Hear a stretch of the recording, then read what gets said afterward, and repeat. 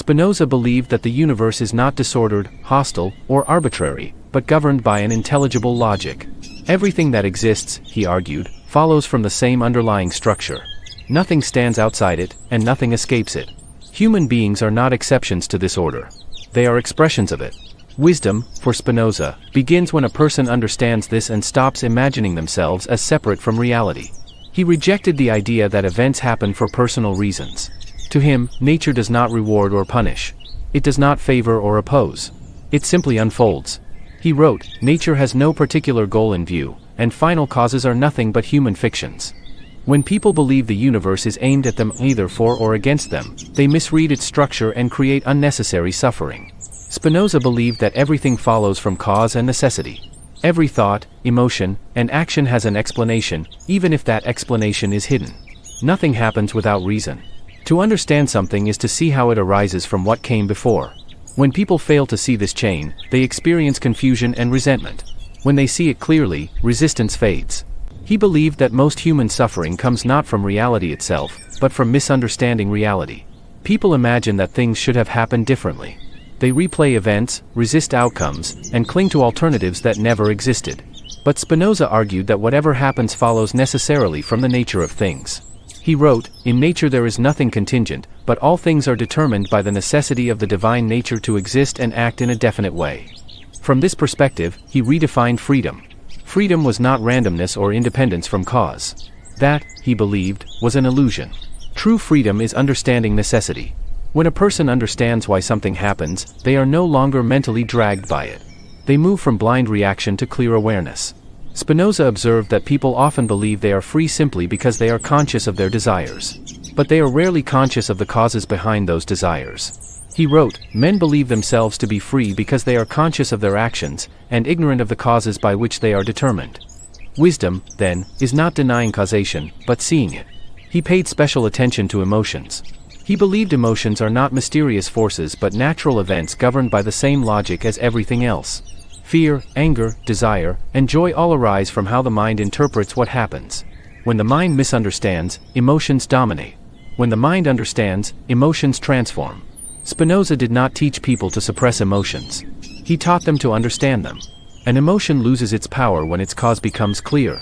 He wrote, "An emotion which is a passion ceases to be a passion as soon as we form a clear and distinct idea of it." Understanding does not eliminate feeling, but it changes its character. What once controlled the person becomes something the person comprehends. He believed that people suffer because they imagine themselves as isolated beings, thrown into a hostile world. But he argued that everything is part of one unified system. There are no fragments, only expressions. A person is not separate from nature, but a mode of it. When someone sees themselves as part of a larger order, anxiety loses its grip. This understanding reshapes how a person views others. If every action follows from prior causes, then blame becomes less absolute. Hatred weakens. Judgment softens. Spinoza believed that understanding leads naturally to tolerance.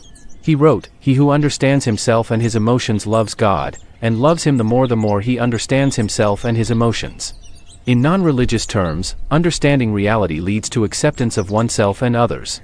Spinoza believed that reason is humanity's greatest tool, not as cold calculation, but as insight into how things truly work.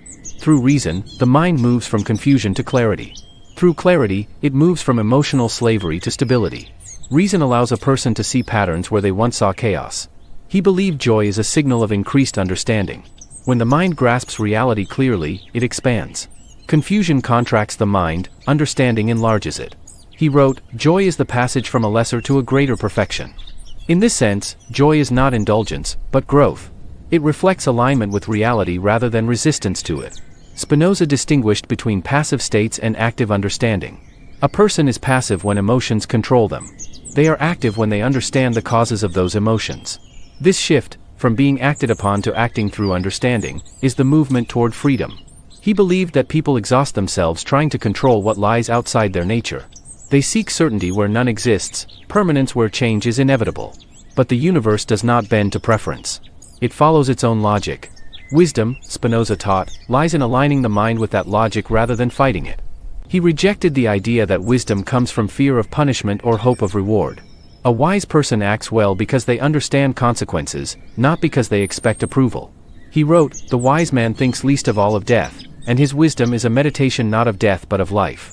Wisdom, for him, was orientation toward understanding, not anxiety. Spinoza believed that hatred, envy, and resentment depend on misunderstanding. These emotions assume that things could have unfolded differently in some absolute sense. But once a person understands necessity, resentment dissolves. Acceptance replaces protest. Not passive acceptance, but intelligent acceptance. He did not claim that understanding makes life easy. He claimed it makes life coherent. When events are seen as part of an intelligible order, they lose their power to destabilize the mind. The person remains grounded even amid uncertainty. Spinoza believed that peace comes not from escaping the world, but from seeing it clearly. The clearer the understanding, the calmer the mind. The calmer the mind, the freer the person becomes. For Spinoza, wisdom was the intellectual love of reality. Not blind optimism. Not emotional attachment. But a deep appreciation for the order of existence. To understand the universe was to feel at home within it. To see oneself as part of its logic was to stand firmly, without illusion. He offered no comfort myths and no guarantees of happiness. He offered clarity. And he believed clarity was enough. To understand the logic of the universe, he taught, is not to dominate it, but to move with it. When a person aligns their thinking with reality, resistance fades. Confusion quiets. And in its place arises a steady strength, one built not on control, but on understanding. That was Spinoza's vision of wisdom. Spinoza believed that wisdom matures as the mind learns to replace imagination with understanding. He observed that people often live inside stories they tell themselves, about intentions, motives, and meanings that are never examined. These stories feel real, but they distort perception. Wisdom, for him, was the gradual stripping away of these imagined explanations and their replacement with clear ideas grounded in how things actually operate. He wrote, "The human mind has an adequate knowledge of the eternal and infinite essence of existence."